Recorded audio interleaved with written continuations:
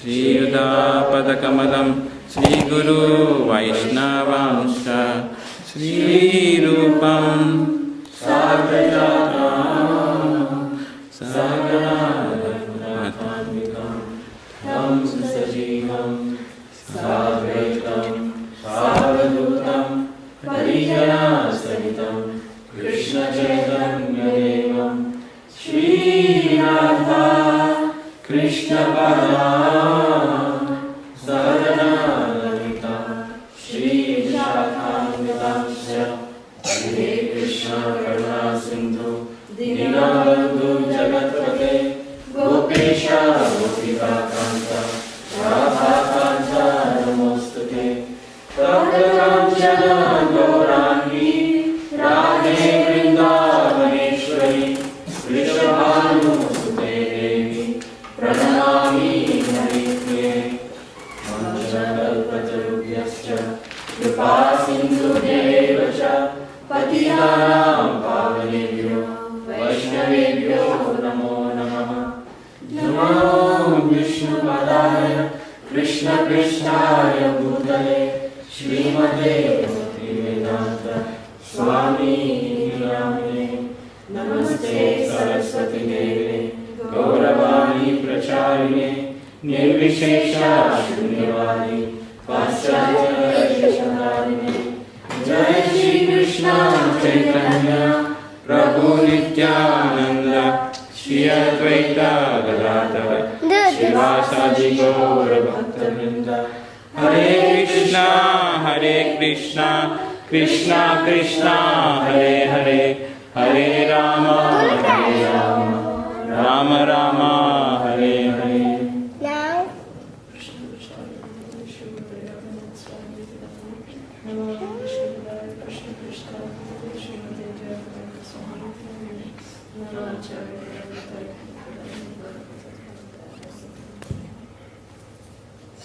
Hare Krishna. So we continue from yesterday. Yesterday, just a recap, we had discussed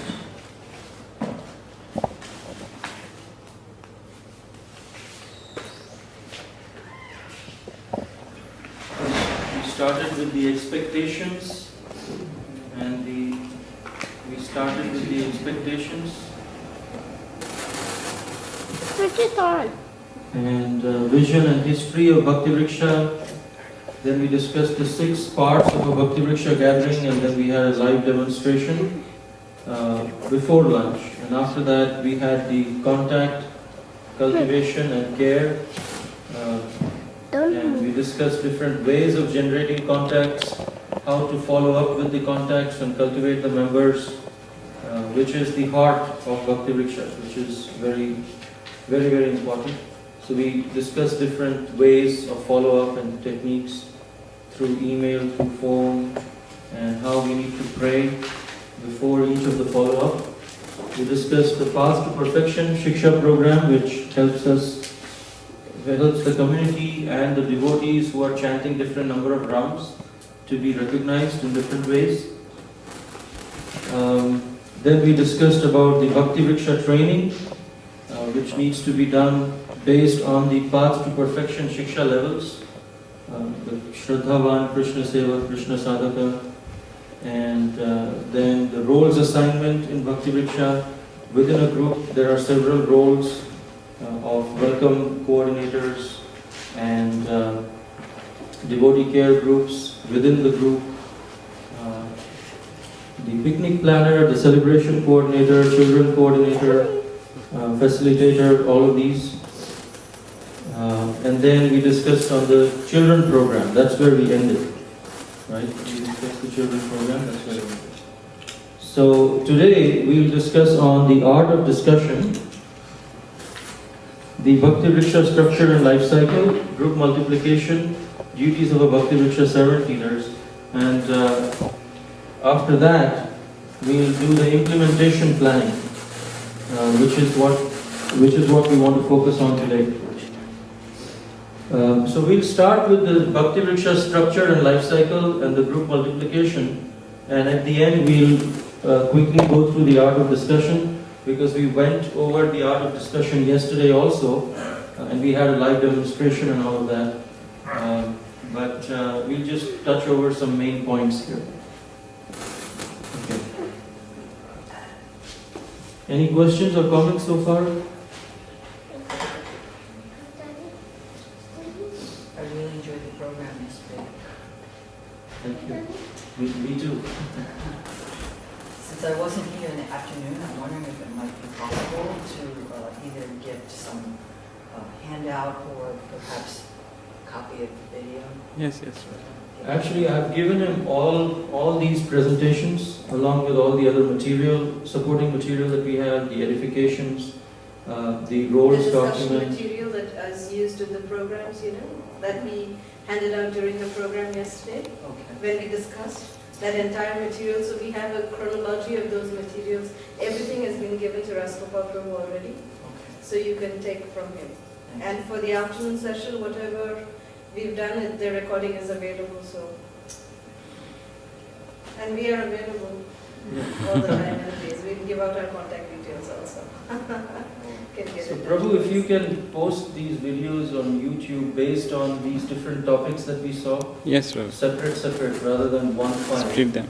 Yeah, then that way it will make more sense. So we'll discuss on the Bhakti Vriksha structure and life cycle. Yesterday we saw the main overall strategy is the Vamandev approach. Just like Vamandev, in 3 steps of length, he covered the entire universe. Bhakti Vriksha can also do that with 3-phased strategy of contact, cultivation and care. And we had more details.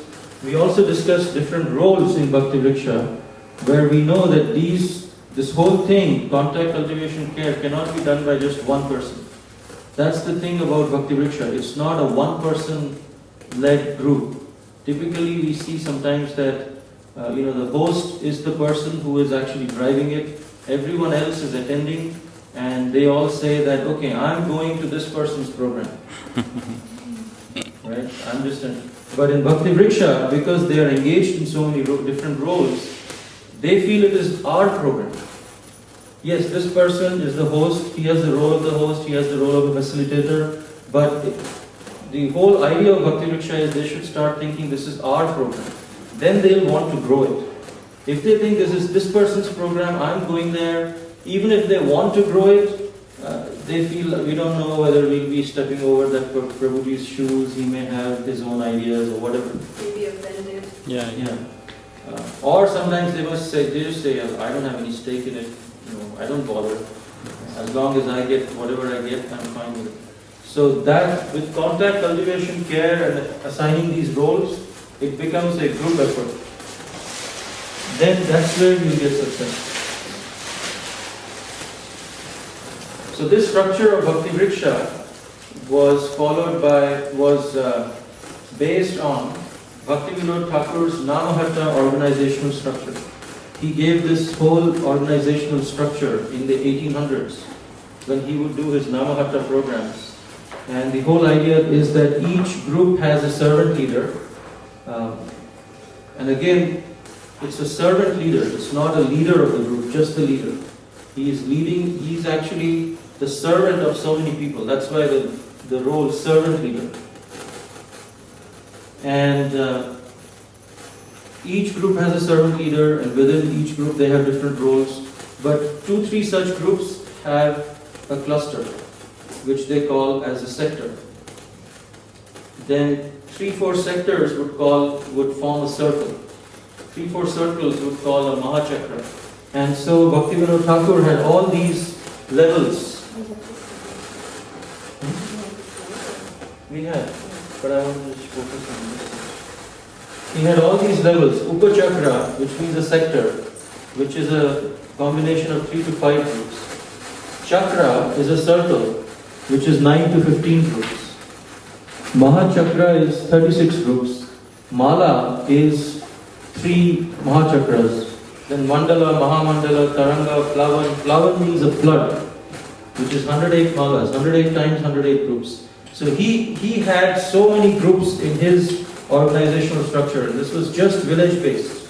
In different villages they would have so many groups. coming together.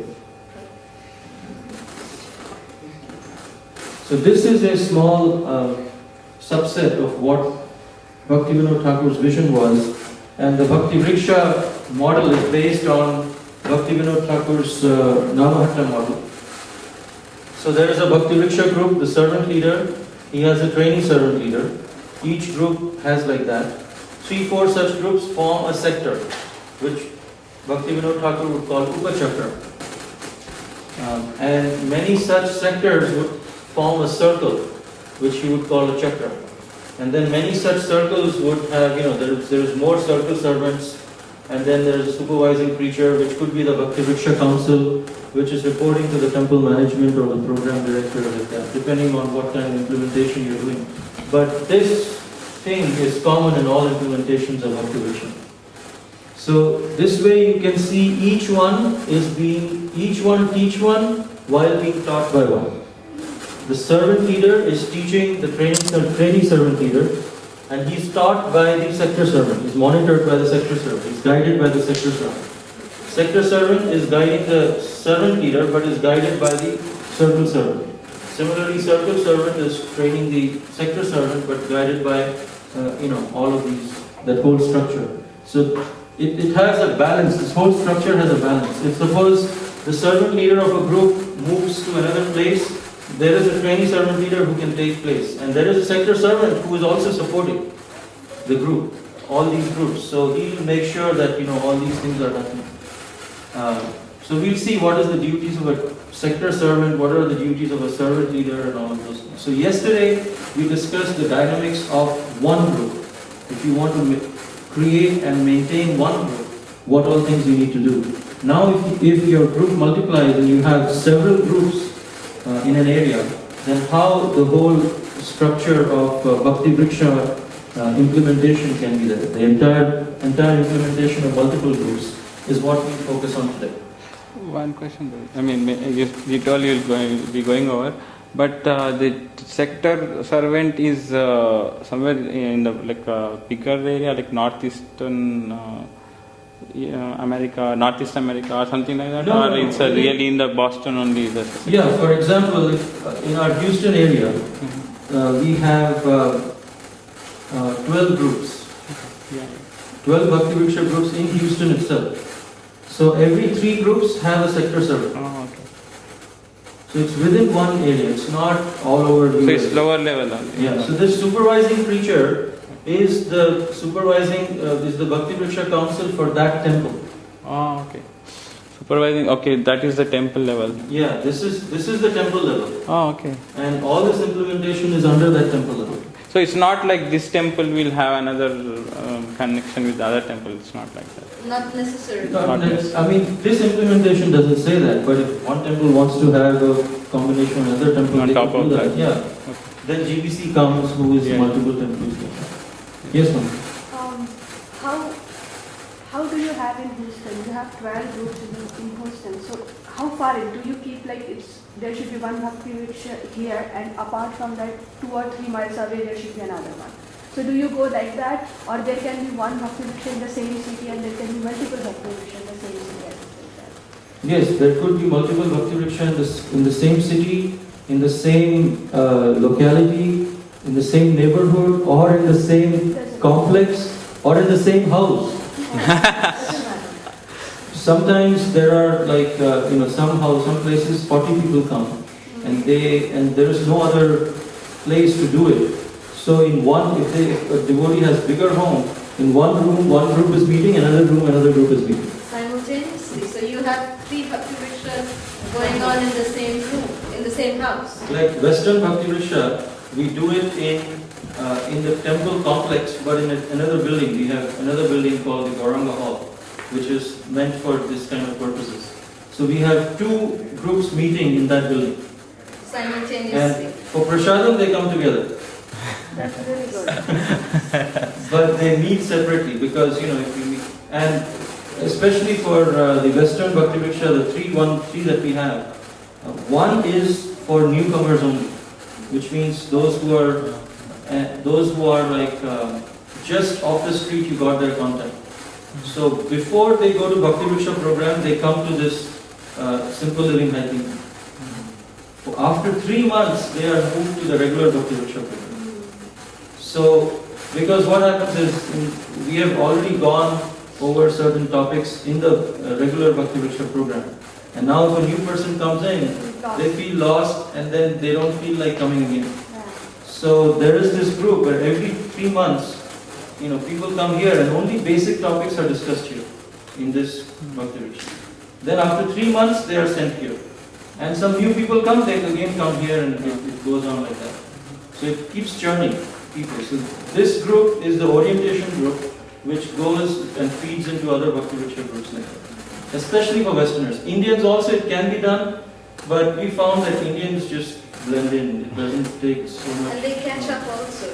They can catch up, but for Westerners, it takes time. Yeah, they it's a need different a chronological approach to the entire thing. So that's why we felt the need, and they are, responding to it very, very well. So those two groups, the simple living, high thinking, and self-discovery for Westerners, happens in the same building. So sometimes we have kirtans together, then they go to separate places. Then we do our program and then come back and have prasadam together. So that way the new people also get to know the group that they are going to go to.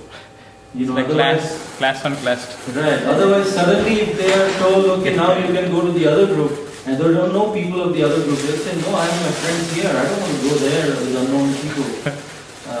So like they become attached to this place. So we have prasadam together, they already know them. Oh, okay, this is a higher, I know these people. I'll go there. And one thing, the simple living, high thinking, is that 20 weeks one probably? Yes. And then after that we go to Bhagavad Gita, but edification style only, discussion format.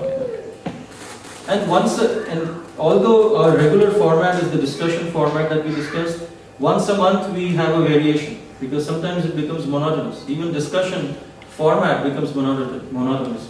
So sometimes we have a senior devotee or Maharaj come and give a lecture class. Sometimes we have a video. We have like a movie night, we call. We put Prabhupada's video, or we put the Krishna video, and then 45 minutes later, we just ask everyone what is the one thing that you like the most. So we still wanted to keep interactive, but at the same time it's a little bit of a change. Or once a month we just do Bhajan Sandhya, especially in Indian groups, only kirtans. So people like that, they look forward to it. Oh, this week is Bhajan Sandhya, okay, that time you'll see people who never come from a long time, they also join in. So, it's a way people can again regroup together. And so like that, you can keep changing. Once a month, you can have a different pattern. So probably a couple of questions. One is, talking about the structure, which is really good. Now, when we go from the circle servant to the sector servant, the trainee, there is a communication which happens. Now, one of the things is, when the communication happens, when I communicate to you, you communicate to me, the same message when I communicate to the other person, it is always that I only give 50% of the impact, 25% of what has been passed on. So, one question is, how do we make sure that the communication from you, which is sent to me, like I can give, how do we make sure that the same communication goes on, there is no disperse or there is no cut down in the message? That's one question. The second question is, in a day-to-day life and practically, okay, today if you look at the Bhakti Vriksha, it's something like, not all the people are, I'm using the word people, I should call it devotees, either way. So, they may not be to the level of being them as a trainee servant. They are all starting, and over a period of time it cultivates.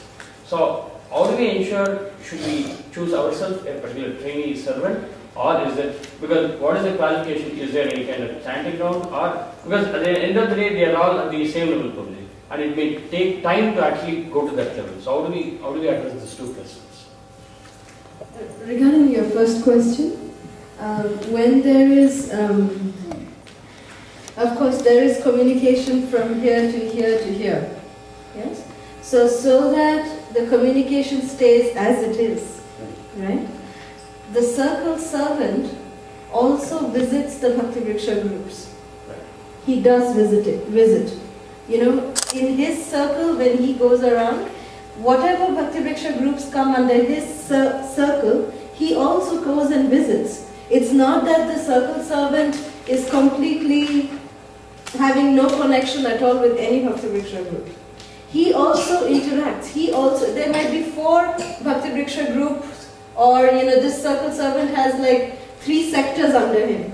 So he will probably visit once in 3 months. He'll probably get to visit a group, right? The turn will come. He visits one different group he'll visit. So maybe one group's turn will come maybe once in 3 months. That's okay. But still, he is in touch with the ground reality. He is also directly in touch with the servant leader as well as the trainee servant leader. He is in touch with them.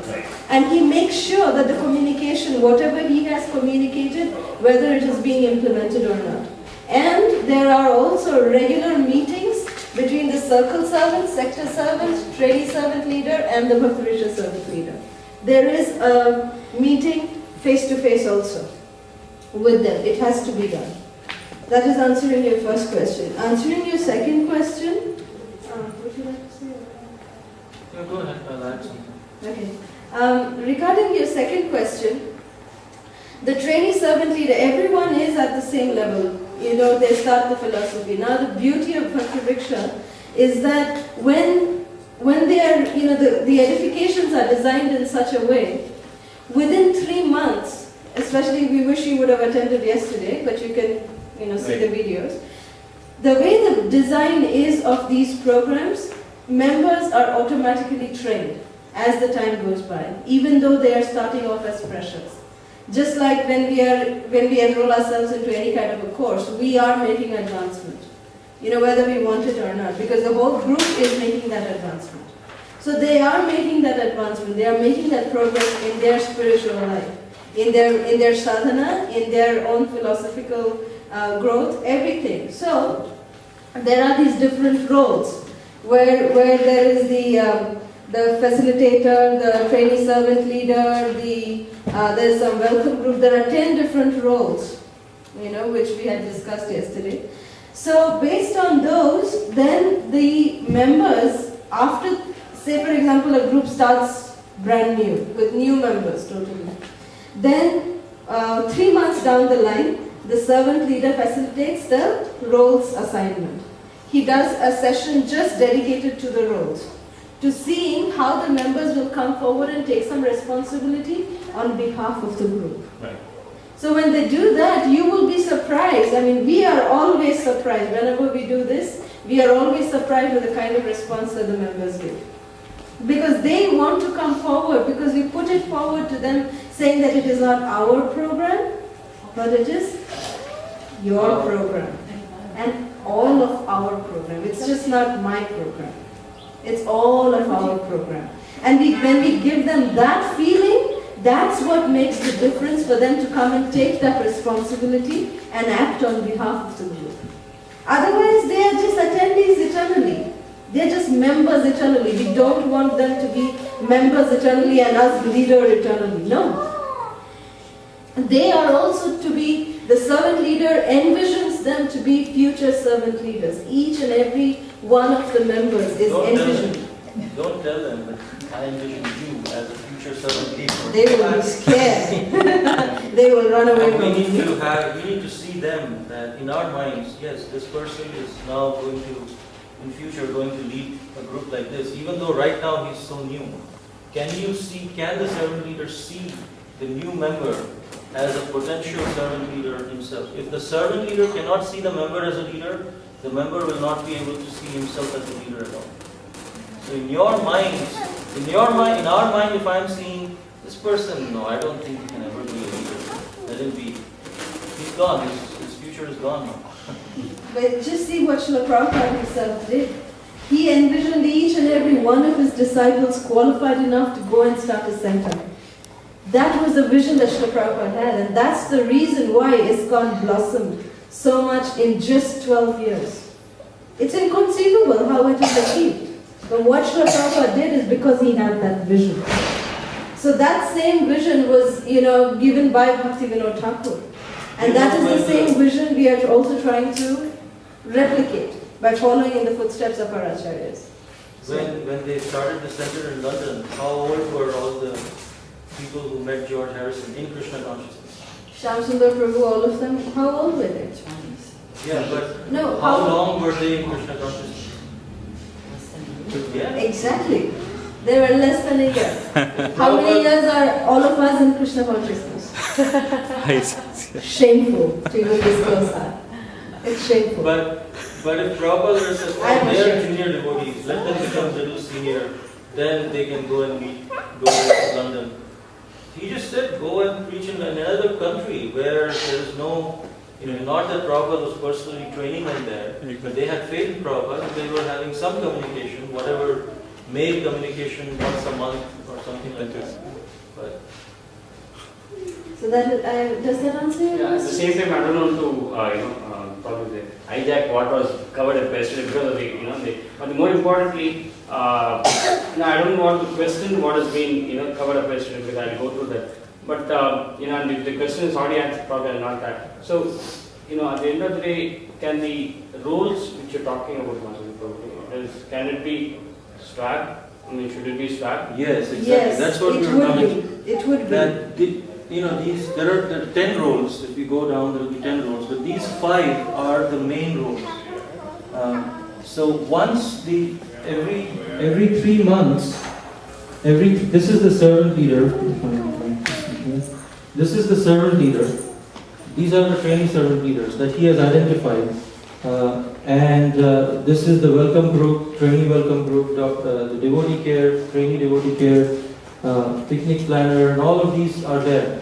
Each of them has a role. Every 3 months, what we do is we don't have any program in terms of no discussion or no Krishna Katha kind of thing. We just take a step back, and once in 3 months we just have a discussion with the group. Where are we going? Because that's there in everyone's minds too. And I've been coming for a year. Where am I going? Where is this whole thing going? What am I going to just keep coming? And then what? So, and then when they don't find satisfying answers for it, they drop off, or they go somewhere else, or they feel maybe I should just go and visit the temple, and here I'm not getting anything. So every 3 months you take a step back, ask them, where are we going? This is where we started, this is what we have discussed so far, this is what we are going to discuss philosophically. But as your personal growth, these are the roles that, we go through these roles, explain them and ask them who would want to volunteer for these roles. Then after next 3 months, next session, because we have documented who volunteered for which role, how are they doing in each role? Do you need any help? Do you need any assistance? Do you want to switch with someone else and train someone else? recommended that you switch and try the other roles also, so that every member gets an experience of doing each and everything within the group. And then when you see one who is most enthusiastic and experienced in all the roles, he becomes a trainee servant. And when you tell him, at that point if you tell that person, okay, now we are identifying you as the trainee servant leader, he doesn't feel intimidated because he knows what you're talking about. If without going through these roles, if you directly tell them after a year or so of just attending, okay, would you like to be the trainee servant leader? He doesn't know what to answer because he doesn't know what it means. You know what it means, but he doesn't know what it means to be a trainee servant leader. But when he goes through these roles, he says, does it mean all this? I have to go through it? Yeah, I think it's not a big deal because he's already experienced it. So how far into it do you assign these roles? Well, 3 months. Within 3 months? Yeah, within 3 months, you can open this up. At least after 3 months of the group, have a discussion. Okay, these are the roles. Which role would you like to volunteer for? Explain the roles and all that. Maybe in the first quarter, you may not find a lot of volunteers, but at least they know. And it's okay, don't push them. The servant leader will have to do the roles anyways, if no one comes up. And actually the servant leader says that I've been doing most of these roles, if you see. The servant leader says it, that I've been doing all these roles, but now I want that all of us to get involved, because this is a group effort. So we all can act like a family and work towards this together. So when you bring in that family spirit and then ask someone to come ahead, people will naturally come ahead. when you are asking for that help. Even if they are 3 months old, they will say, yeah, I'd like to be a host sometimes. I'd like to call some of the new members and be in the welcome group. I'd like to be devotee care. Yeah, I'd like to make sure that everyone is doing okay and like that. Or a picnic planner. Or if they're not ready, some roles will be empty. After 3 months, again, do the same session. And maybe at that time they'll be ready to take up. And we have seen people always come forward. There's no problem with that. But the thing is, many times, at least in our case, when we did this first, we found that we were blocking them from actually coming because we didn't present it to them. As soon as we presented this to them, earlier we were thinking, okay, we know these roles, we'll individually tell them when we think they are ready. But then when we actually showed it to them, they were all volunteering. Yeah, this is exciting, this is really good, I want to contribute to the group. And so then we found, we were thinking we should judge them whether they're ready, but they are already ready actually. They want to help. Yeah. They want to do it. And regarding the question on your chanting for the trainee servant leaders, the Path to Perfection program, the Vriksha program, is what helps and monitors and guides them in their chanting advancement also. So a trainee servant leader it's best if he is at least chanting 16 rounds. If he is not, even if he's chanting 8 rounds, he can still manage a group. If he is not able to chant 16 rounds, but if he has firm faith in the philosophy, if he has firm faith in Srila Prabhupada, and if he believes in the GBC, has faith in the GBC, he is qualified to be a servant leader. Even if he is not chanting 16 rounds. But he should know that that is the goal that he needs to get to. But, yeah. Probably there are some questions, it might be even implementation phase or, what we are currently facing. We need to talk those questions at that time. If you think it's regarding current implementation, we'll take it during the implementation phase. Okay. But note it down, Yes. and we'll address it then. Okay. Then the other thing is each one teach one while being taught by one, as we had discussed. So there is the servant leader, the trainee servant leader. There are the senior members of the group, junior members of the group, and new members of the group. So you can actually ask the junior members of the group to take care of the new members of the group. So one family, one junior member family who has been coming for 4 or 5 months or something, you can ask them to take care of 2 new families who have just come, just to bring them up to speed, and then the senior members of the group can actually follow up with the cold public and invite new members, because sometimes they may get rejection. So instead of junior members, senior members should do that. And servant leader is taking care of all of them. But junior members take care of new members, senior members take care of junior members and the cold public, and servant leader takes care of all of them individually. So that way, the servant leader and the trainee servant leader doesn't have to spend too much of their time. They just have to monitor some of the key leaders, and during this group meeting, they anyways meet the other people, so they can cross-check it. There's a crisscross of relationship, not just one-sided relationship. Everyone should have a relationship with each other. Of course, but they should understand that this is the servant leader, this is the trainee servant leader, they should respect that. And by the example, the servant leader can lead. We discussed this yesterday, but I just wanted to, again, as we want to say, the system is not automatic, it will work with the degree. Devotees are sincere, intelligent, and selfless in their mood. But this Bhakti Vriksha system will encourage us to get the best out of us. But just because you've installed Bhakti Vriksha system doesn't mean it will work. You turn on an on button and everything is nice and blossoming. It doesn't happen like that. You have to work towards it. Now every Bhakti Vriksha group has a expiry date. There is a time that you should think of multiplying the group into 2. So if your group reaches this, which is 15 members at least, 15 regular members, sometimes 15 off and on, 10 are regular, 5 are off and on, not them. When there are 15 regular and a few off and on like that, then you should start thinking of multiplying the group.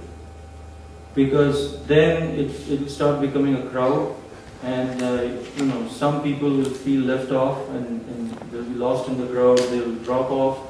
or people will start forming groups within groups if you don't make sure to multiply the group. Because the basic principle of a Bhakti Vriksha, we should always remember, is that it is a discussion format. It's not a lecture. So you can have discussion only when the group is small. Interaction can happen with each one while being taught by one. This thumb rule principle of Bhakti Vriksha can be really achieved only when the group is small. 10 to 15 maximum. 15 actually is the maximum number of people. If you reach 15 regular, then divide it. I'm sorry, you don't use the word divide, we use the word multiply. Don't say split the group, don't say divide the group, say we are multiplying. Expanding. Yeah. Otherwise it has a negative impact. And also... divide and rule. So that's not the concept of Bhakti Vriksha. And it's, so when we have 15 regular members, you should multiply into 7 and 7, 7 and 8, like that. So you multiply and then start growing the groups again individually. So that's how, Bhakti Vriksha should be multiplied. So when only the servant leader is happy and all the members are crowded and not so happy, it's time to multiply. Can it be smaller and multiply? Can it be smaller than maybe 10 or something, and can we multiply? Is it good or not good? Then it becomes a question of survival of both the groups. We don't want that you multiply and then now both groups gone. You have 10 and then 5 here, and then now there's no enthusiasm, and then both the groups lost. Yes. So that should not happen. I mean, it doesn't happen, but if you are not careful, sometimes it may happen. People may just feel.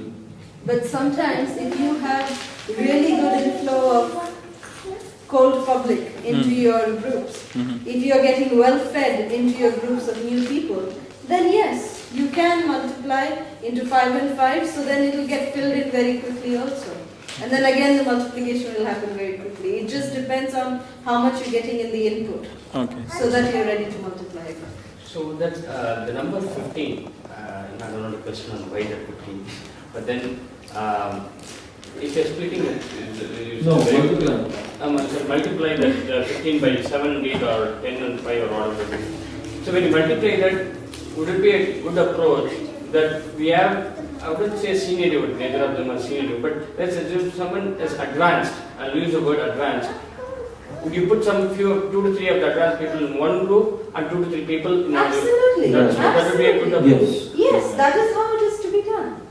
That some of the senior members of the group would be multiplied so that the group can sustain on its own also. And then you depend on the whole crowd to come in and fill in the group. But the number 15 is stressed because the thing with Bhakti Vriksha is that it is a discussion.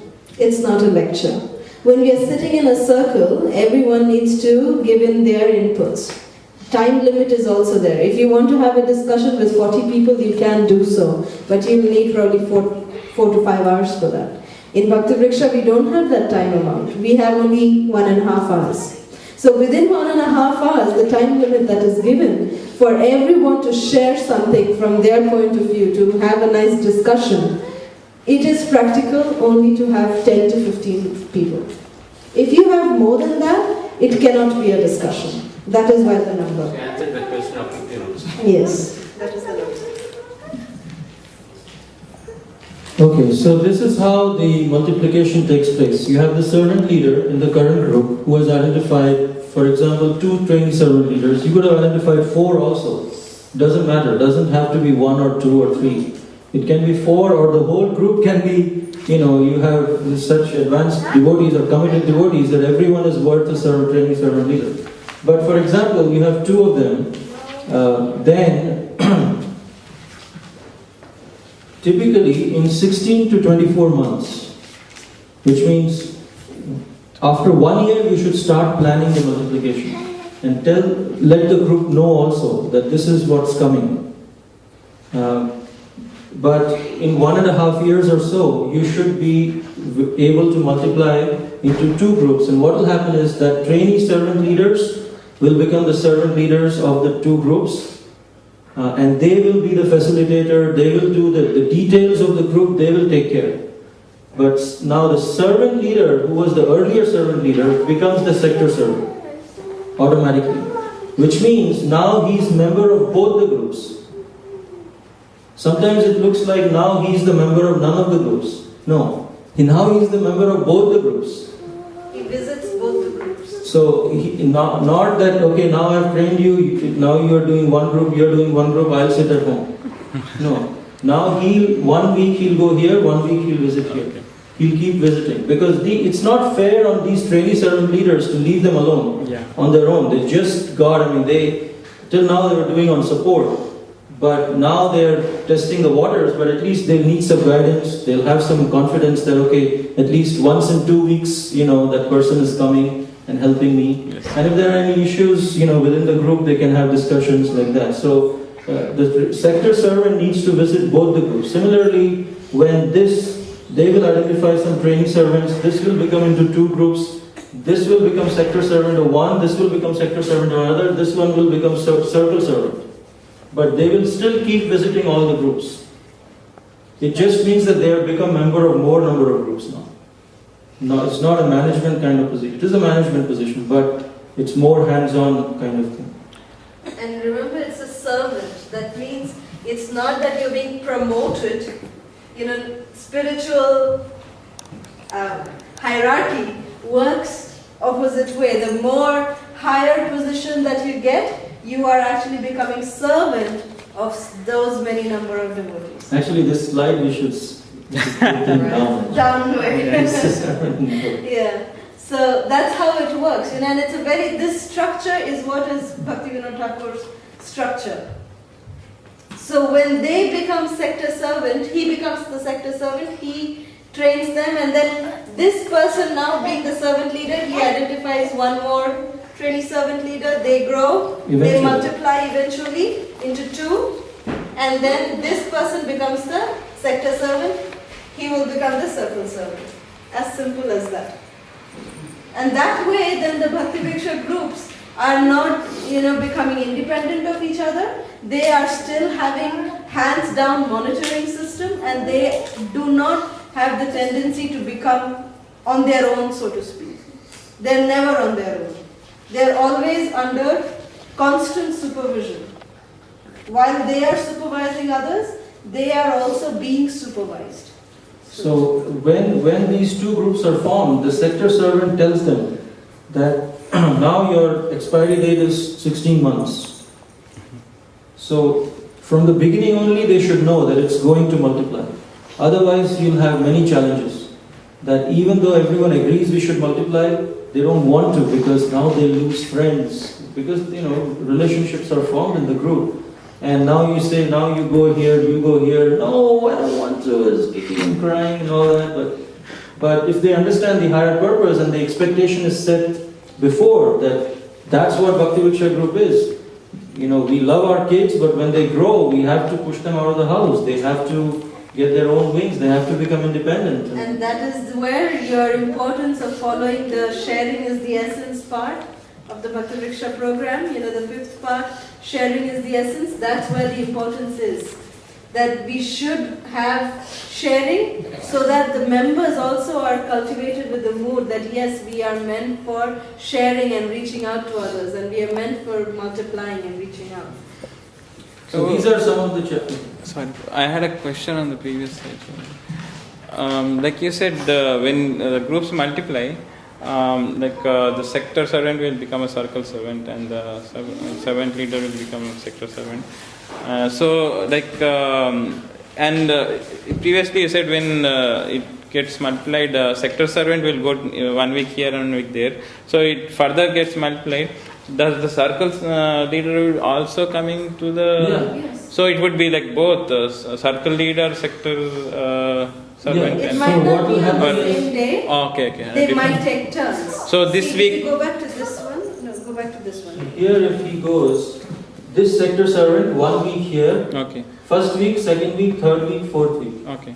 This one may be doing first week, second week, third week, fourth week, fifth week, sixth week, seventh week, eighth week, ninth week, 10th. They won't get on the... Yeah, so some senior person is there in each group sometime. Or the other. And sometimes the rotation may come that they may both come together. That's okay. Yeah. It's not But a big they deal. form actually, they make a calendar also. Okay. Like the way we do it in Houston is that we form a calendar that when we are going to visit whom. So that, right now actually we both are the circle servants, basically. So we take turns and we actually, he visits certain groups on certain days, I visit certain groups on certain days. So we split up just the two of us. But when we have more circle servants, then we will have the luxury of, having more, and then we can coordinate that, okay, at least in one given group, there is at least one senior devotee present at all times, either a sector servant or a circle servant. All time. I mean, so when does Sometimes it may happen that no one may be there Yes. in that particular group, and by then they would have had so many visits and they would have already, because when the sector servant comes to this group, he doesn't conduct the program. Oh, okay. Make sure. Yeah, that's what I was thinking. No, he doesn't conduct. The servant leader only conducts the program. Okay. All these senior members, senior people, they just come and sit as a member. Silent member. Okay. They participate in the discussion as they would, and maybe if the training servant leader, he has just become servant leader, he gets stuck in some philosophical question, they come and help. They just speak up and help in some way. But the servant leader runs the whole group, and he does this. Sector servant, circle servant, they just come and sit. And at the end of the program, maybe take notes. At the end, give feedback, or maybe identify, these people need to be trained. Okay. That Bhakti Vriksha training, which happens at the temple for all the groups, sector servant is the one who says, okay, these people, ask them to come for this training. Then servant leader. So the sector servant respects the authority of the servant leader within the group. He doesn't come and just. But servant leader also respects the authority of sector servant, that he's taking guidance from him. But he doesn't impose his authority while being in the group. But servant leader can introduce that he's our sector servant. He has come today to visit. We are very thankful. Welcomes him like that. But he conducts the discussion. And also one very important thing of the role of the sector servant or the circle servant is that not to criticize or correct the servant leader when the session is in progress. Because that will destroy the faith of the members. The members' faith will be destroyed on the servant leader.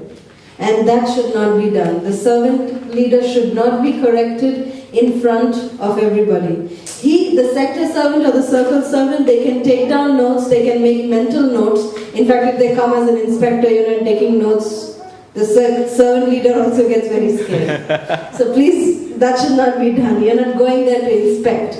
Make mental notes, and then in private, you can, the servant leader can be told that, Prabhu, these are the areas that you can, probably think about improving, and these are things that I saw, but, criticism... These are right.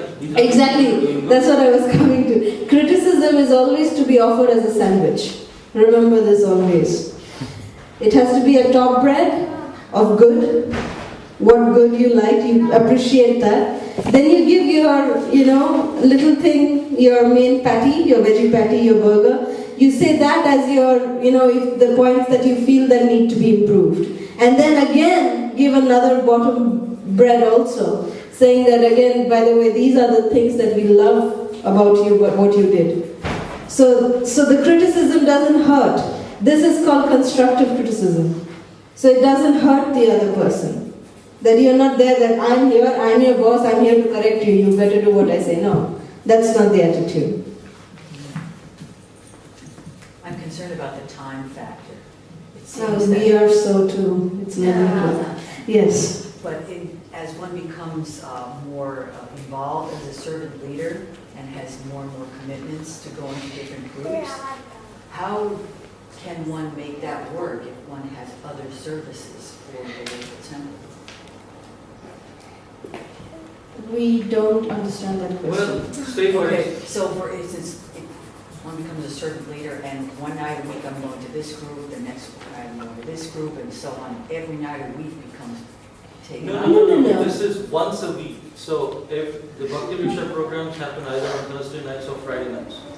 So 1 week of a Friday night, he'll go to one group. The next Friday he'll go to another group. The next Friday he goes to another group. I see. We don't yet have the luxury of being the standard of Bhakti Vinod Thakur, of having programs every day. We still don't have that luxury yet. But it's still weekly basis. So yes, the servant leader or the sector servant, they go only on a weekly basis. It's not more than that. Okay. It's just a weekly status. Is that okay? Just like they would have gone to their individual group every week, instead of going to one group every week, they're going to multiple groups. That's very manageable. That's doable, yes? Yes. Thank you. You want to take the challenges? Yeah, the challenges that come up in multiplication, when a group is to be multiplied, the members. One very important thing is they tend to become very attached. The family bond is very, very strong. But when they have the higher motive in their mind, when you tell them about the higher purpose of multiplication, then it is easy. And also you tell them that advancement is, you grow spiritually by the responsibility that you take. Yesterday we saw the quotes of Srila Prabhupada, what he talks about how to make spiritual advancement. The more you make advancement, the more responsibility you get. You take upon yourself. So, the more responsible you are, the more advancement you make. And, of course, that is the way Srila Prabhupada expanded. And we also teach them that even as a parent, our children don't want to go to school. But we force them to go to school for their higher benefit. So this way also we try to tell them that yes, they are multiplying, they are expanding, but it is for their own good, so that they can grow spiritually and also make others fortunate, so that they can also grow, give Krishna consciousness to others, and become dear to Krishna. And also we give them a bonus. You know what the bonus is? We give them the hope that the Bhakti Vriksha groups will unite once a month, or once in 5 to 6 weeks, at least. Like the programs, when you have Maharaj programs, or any visiting sannyasi, visiting guest program, combine the Bhakti Vriksha groups. Or a Bhajan Sandhya program, or a birthday, or any kind of, important celebration coming up. Gather together the Bhakti Vriksha group, celebrate it together. Then the family feeling becomes, you have a much more bigger family to associate with. So who would not want that? So you are together even though there is separation, and you also tell them that our parampara, Lord Chaitanya taught us the mood of Vipralamba Seva. We are Gauranga Anugamis, we are followers of Lord Chaitanya, where he taught us service in the mood of separation, in Gopi Bhav. So, when we serve Srila Prabhupada and our spiritual masters in separation from each other, we actually grow more close together, spiritually. So, by telling them this parampara mood also helps them. And of course, we set their expectations from the very beginning. Now, say for example, if a Bhakti Vriksha group is coming up, and you've not been doing preaching is the essence, that sharing is the essence part at all, and you've not been talking about any kind of expansion, and then by the way, 1.5 years later, you give them a hammer on their head and say, by the way, we have to expand. Everyone is going to get, what? Why didn't you tell me from the beginning? Yeah? So that's the thing, that we set their expectations from day one, that preaching is part of our sadhana. Just like how we chant our 16 rounds, just like how we follow the 4 regulative principles, the 5th regulative principle is to preach, to share Krishna consciousness. So it is not an option, but it is part of our sadhana. I think, Mataji, in that Bhakti Vriksha modules, what we have, I think it has that one, like in the end, like preaching, I think it has the expansion. I think it's already have. So maybe we have to explain that and go it's into already there in the edifications that we gave you. In the 64 modules, it says after the 64 modules are done, now you expand. Oh, okay. No, not that. Even in the modules, the way it says, like we have to preach, that is I mean, welfare, yeah, yes. Yeah, that is there That is a section. even in the edifications But what that we she's saying design. is that sometimes the servant leaders skip it. Oh, okay. Even though it's there, Okay. but then they It's say, easy well, to now skip no it. time, discussion has taken longer. If you don't end the discussion in 45 minutes and you increase that time, then it eats away the time of sharing with the essence, and it's already 9:30 and now kids are hungry, they are all coming in. So okay, Prashad. We did that. Since we don't know the whole structure, we just did the discussion part. We didn't did the name, forgot the section. Like there's a beginning section, the middle section, and the end one. So we skipped the both of them. Throw the bread and just eat the rest. There's the patty. Yeah, so don't do that, you'll get indigestion. Don't do that. So that's how we need to follow, be very strict in following the 6 parts of the Bhakti Vriksha program, and we recommend that you follow the materials that we gave you because it's tried and tested and it has given success. Especially in the mentality of people, they need chronological way of understanding even our philosophy. So that's how these materials that we've designed is in that way. So we highly recommend you to please follow that material that we've given to you. You can please share with everybody else and follow that material. And everything is there. Every week just take a printout and you're ready to go. Yes? So quickly, shall we just run over? No, we just need to after discussion I'll just cover it and just PPT. Duties of servant leader that form maybe in implementation we can try.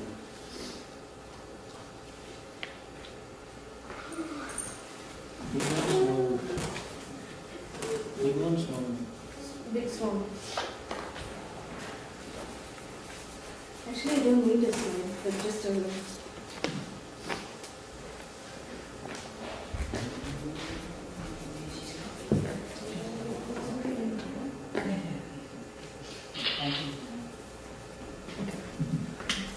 Yesterday we did talk about some of the facilitation skills that is needed by the servant leader.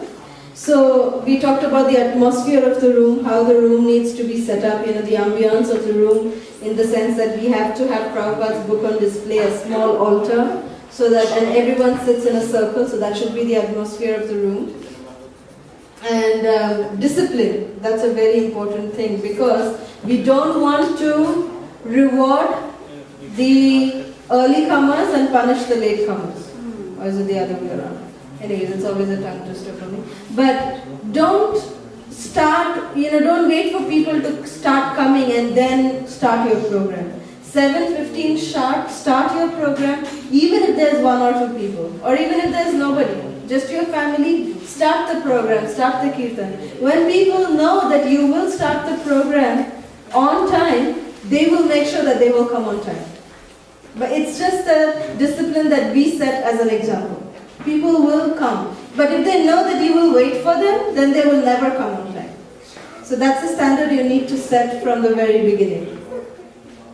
And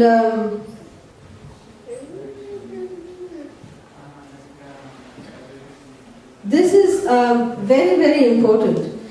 In being a servant leader, we should not try to imitate some other devotee, who might be very eloquent in their speaking, or they are very dynamic, or this and that. If we try to imitate and we want to be like them, then that will last only for a certain time. But therefore, we should try to be ourselves. Just be ourselves. Be natural. Be the way you are. Don't try to impose anything unnatural upon anybody. Now, say for example, anyone comes in and they ask you a difficult question, philosophically. And if you don't know the answer to that particular question, don't construe something. Don't brew up something and say the answer. Be honest about it. Say that it's a very good question, but unfortunately I really don't know the answer to that question. I will, do some research on it and I will get back to you by next week. So be honest, be upfront about it. People will appreciate that honesty in you. rather than if you just say something from your mind and which is not correct. They will not appreciate that. Of course, arrange the room in advance, not that you start doing at 7:30 and when people are starting to come in, don't do that.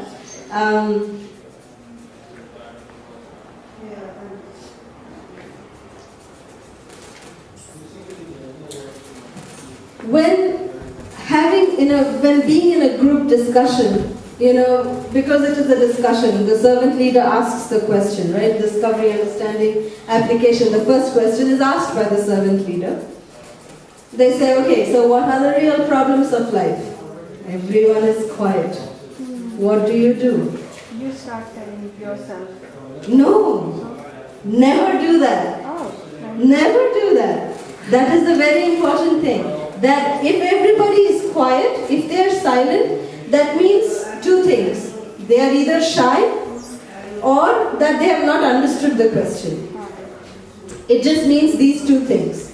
That they have not understood the question or they are too shy because it's the first time that they're being in such a gathering.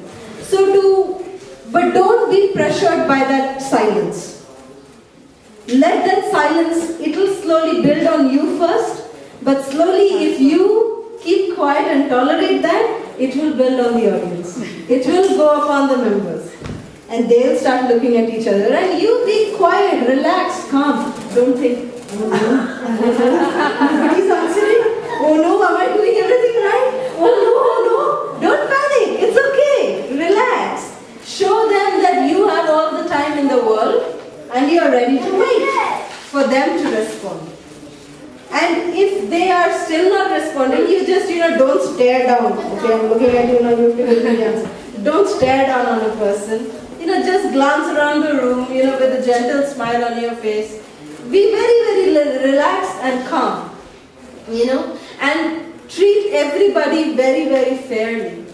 Okay? And then you'll see that if that shyness it's just a question of shyness, then when this pressure of silence is built upon them, then one of them will start answering.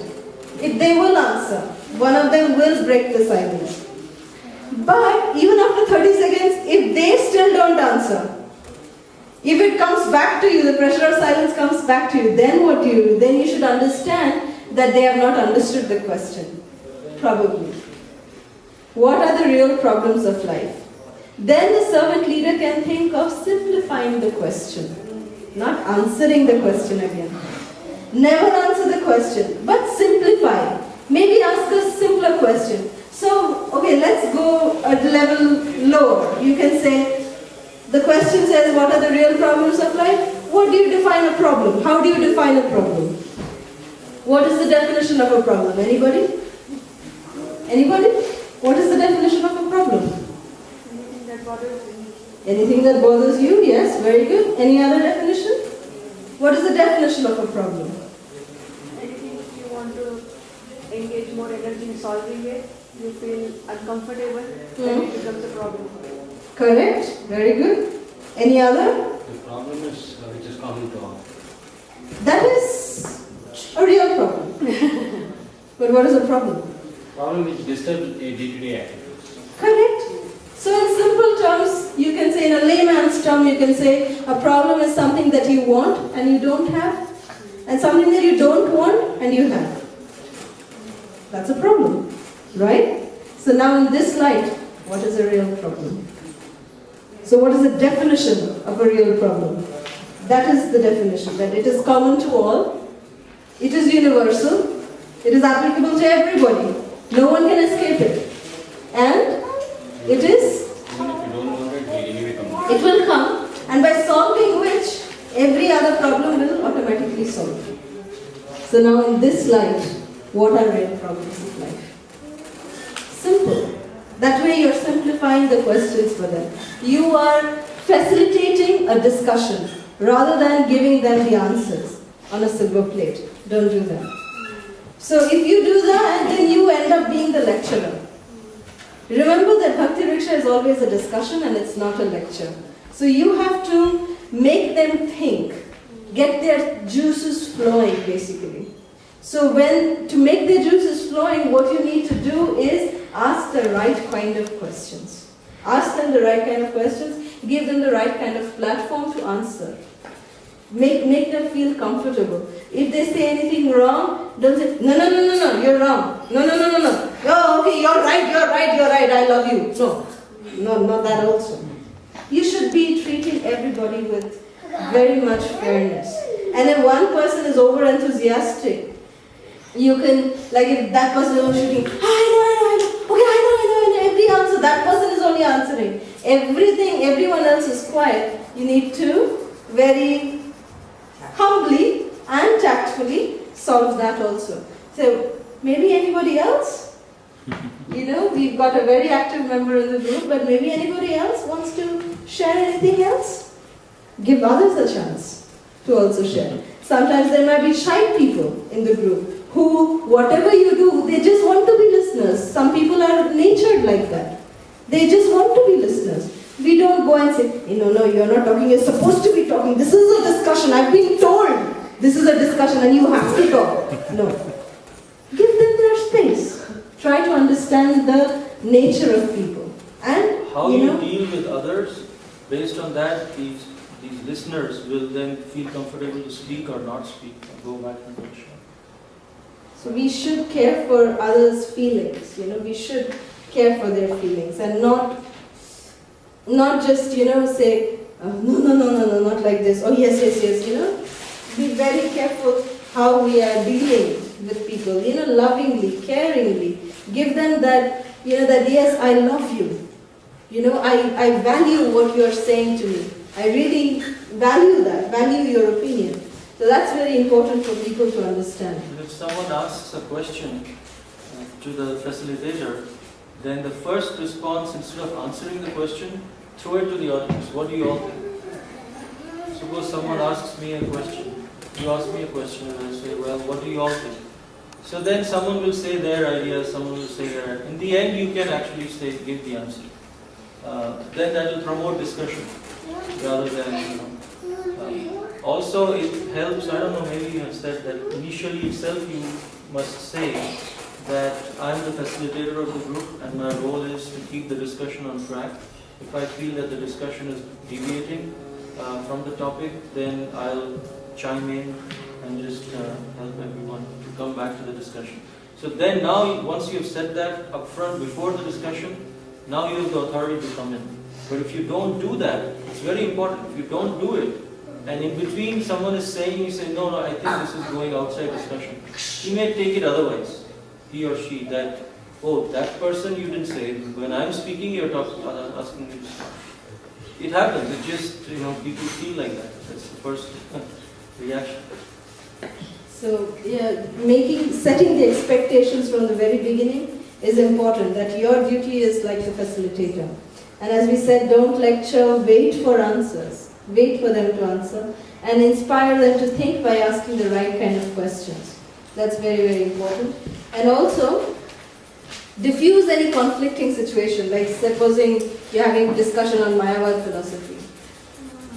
Very, very conflicting situation can come about. But, maybe if it is getting too heated up, that's when you can just step in and say, well, why don't we take this discussion offline? We can probably and mostly that discussion will be between two people. One person will say something and the other person will say another thing, challenging, going on. So then you can say, why don't we, and the others are just listening and, going either on top of their heads or just getting more and more confused. That's the result, mostly what happens. But, so therefore to diffuse such conflicting situations by stepping in at the right time, in a very respectful way, saying that, I think this discussion is getting a little off the topic, and why don't we take it offline? Later on we can continue the discussion. Let us first finish the edification, like that. Yes. Sometimes, like when the discussion goes on, like they will say that, and it would be expanded. Like others also have the same point, and keeps on going. Even though we stop, maybe we will come back again to that point. So what do we do at that time? Well, therefore then what Prabhu said, if they're asking the same question, you throw it open to the group and then ask the members to start answering. So when you keep doing that, when you are not answering the question as it is being posed to you, they will pose you questions, but deflect it to the audience. Get the members involved in answering. What do you all think about it? Any opinions? So if it is happening 2 or 3 times, the members themselves will speak up. But, we've already discussed this. That person will keep quiet. But the discussion will go in a different route, right? Not the philosophy what we need to present. They would be talking about philosophy which is like Mayavadi or something. If it is not in the topic, then you respectfully can say that, well, this is the topic that we're discussing this week, and this particular topic that you're bringing up is going to be discussed in further sessions, and that's when we will talk about it. And if you want to talk about it, we can talk, one-on-one during prasadam time or later. But right now, let's finish the topic on hand. Okay. So you can say that, because we've already in the beginning set the expectation that if it goes out of topic, you will bring it back on the topic. So you've already set that expectation, and when you do that, people will not be offended.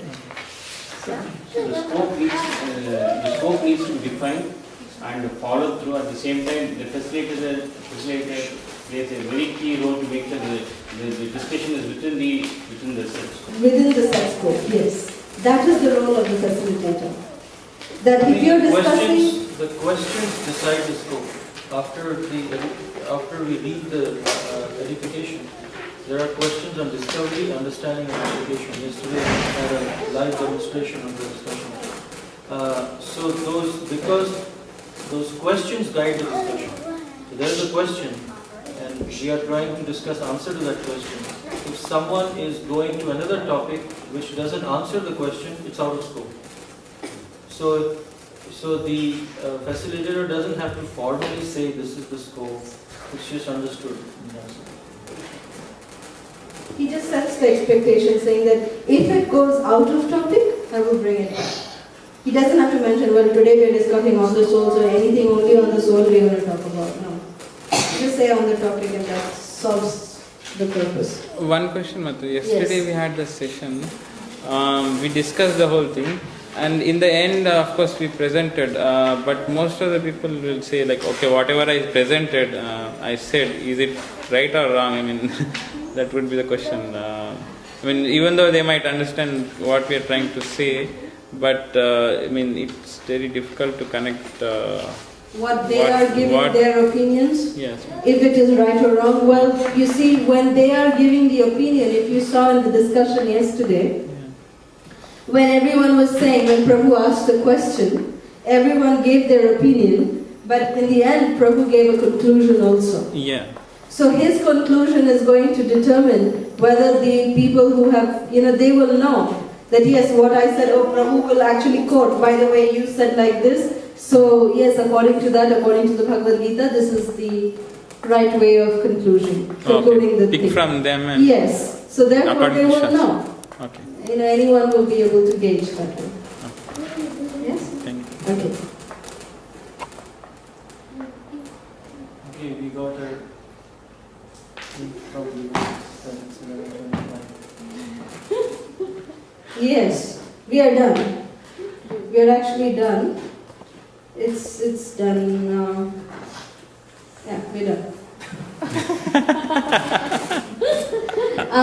We need 5 minutes to present on Back to Godhead. Can I get the subscription? Yes, ma'am. what is the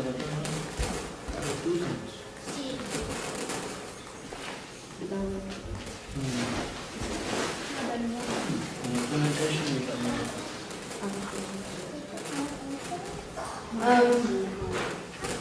who knows what is this?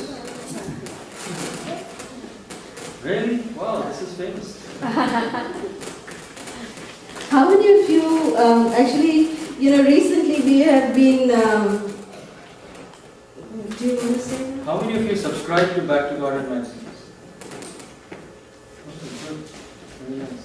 Very good, very good. So, recently devotees from the Back to Godhead magazine asked us to help with the marketing team of the Back to Godhead magazine, in the sense that there are, all over the world Back to Godhead magazine is there, but in India it's doing really well, in South Africa it's doing well, Europe it's doing well. In North America we are not having so much success. And so, because we are also working with the Congregation Development Ministry, so Vaisheshika Prabhu is on the marketing team, and some other devotees, Nagaraj Prabhu and others, Kalasudha Mataji. So they've been asking us that when we go for these seminars, if we can talk to the devotees about Back to Godhead magazine subscriptions. This would be a good way for book distribution, good way for your Bhakti Vriksha members to actually slowly get connected with the larger ISKCON. Otherwise, sometimes the Bhakti Vriksha members feel that, oh, this is the all in all. This association is end all be all. They don't. Just a group in itself. Sometimes if a group is completely disconnected, they don't even know that it's connected to the ISKCON temple. They just feel it's a nice, cozy family association, and then they don't know that it's part of a worldwide larger organization. So you can slowly, actually, if you encourage them to take the subscription, which is, how much is it? It's just $36, I think. For 2 years. Subscription. Yeah, 2 years, $36, which is $18 a year subscription. And it's a bi-monthly, which means once in 2 months it will come. And 6 issues in a year. But it's very interesting because it has pictures, and the kids will love it. There are different sections that we want to introduce, and we want to get feedback from you all also as to those who are already subscribing. What would you like to see in it that will make it more relatable to you?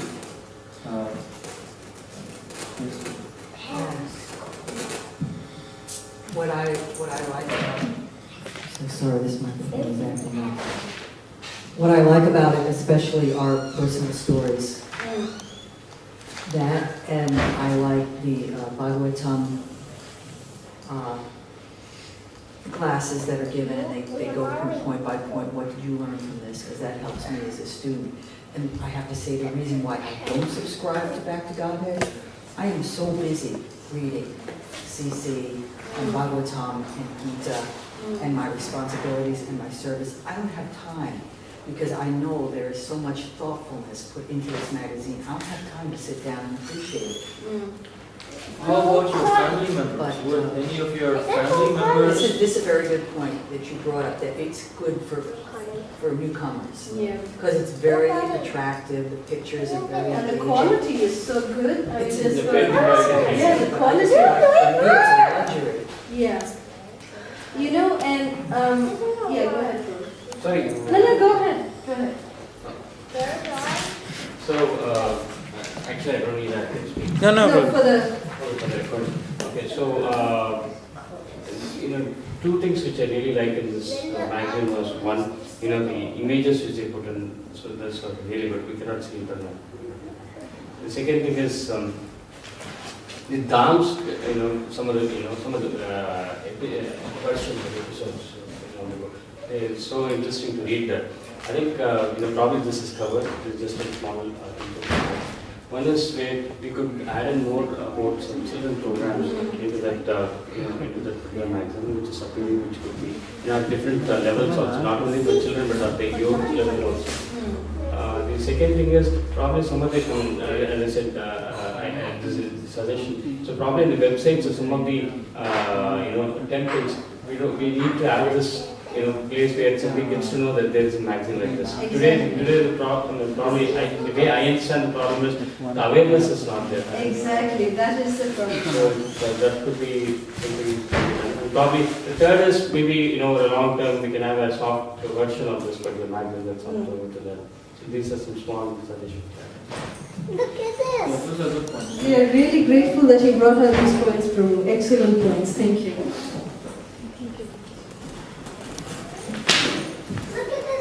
So what I like about it is, of course, pictures, and what I do with the pictures is I frame them. You know, if I have read everything, if it's lying there, I would rather frame and put it in or give someone. You know. Another thing I would like to see an addition in the Back to Garden is I want something for kids. Almost like it's coming twice in 1 month. So something for kids so that they also create some interest towards the book and they wait for it to come. So especially for kids. That's all. Mataji would like to say? Kids one. Kids. Okay. I feel that's okay. Thank you so much for all of your input, and the point that Prabhu brought in was the most important one actually, which BTG North America is actually going through, is because of the lack of awareness, even amongst devotees. You know, because we feel that, well, you know, if we know the origin of Back to Godhead, Srila Prabhupada started this magazine single-handedly back in the 1940s. And he used to go to Delhi, you know, from Vrindavan. It was so difficult for him to do it, yes? But he still did it because his spiritual master instructed him to do so.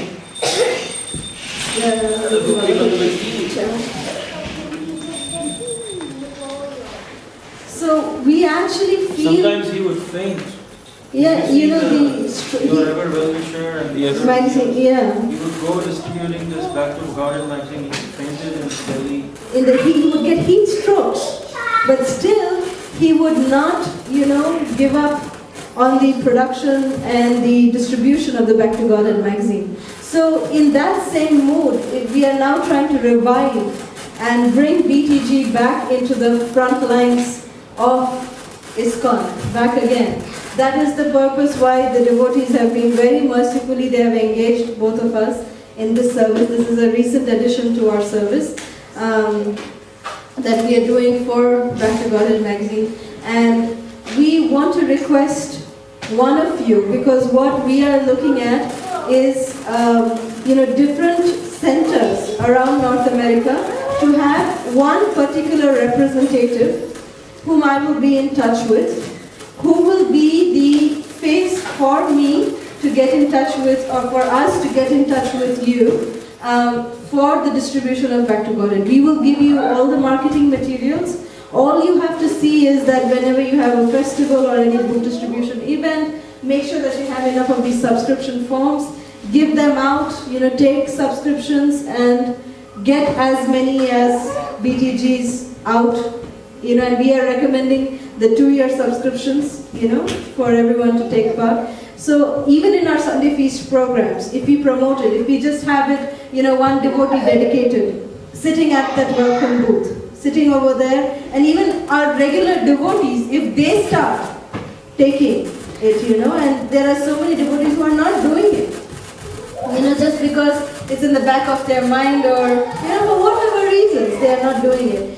But just as an offering to Srila Prabhupada, as an offering of love to Srila Prabhupada, as a gesture of reciprocating his love, you know, for that, if you can spend this $37 and get into the subscription of the BTG by filling in this form. So we are looking for this one devotee who can be the BTG agent.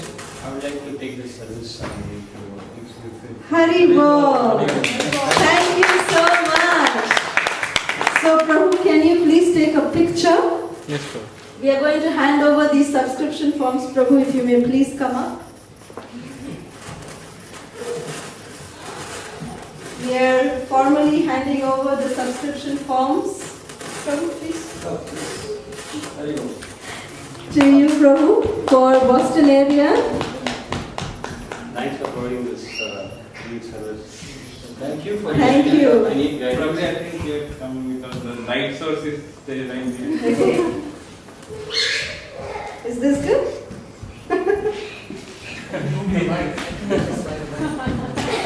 Now I want to document this. This is a very precious moment. So, Thank you. thank Thank you. Thank you, Prabhu. Thank you so much, Prabhu. So I will be getting in touch with you. I will take your email address and everything, and I'll stay in touch with you and provide you all the marketing materials. And you will stay in direct touch with me, and you will be promoting Back to Godhead here in Boston. Thank you. And we wish that at least we have 1,000 subscriptions by the end of December. Haribo! Thank you so much. Actually, before Srila Prabhupada's books were being distributed, devotees would actually distribute Back to Godhead magazines on the street. That was the audience for the Back to Godhead magazine at that time. Slowly after that it became subscription based, and the congregation members have become the audience. So this will definitely help in promoting Back to Godhead throughout North America. So I will take your email with you. So we'll stay in touch with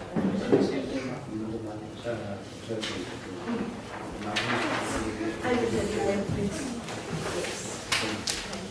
Prabhuji, if you want to form a team within Boston itself, Yes. that will be good too. Work with Nitin can- Prabhu as a group distributor, and you can form your own team, but you will be our contact point for BTG. Thank you.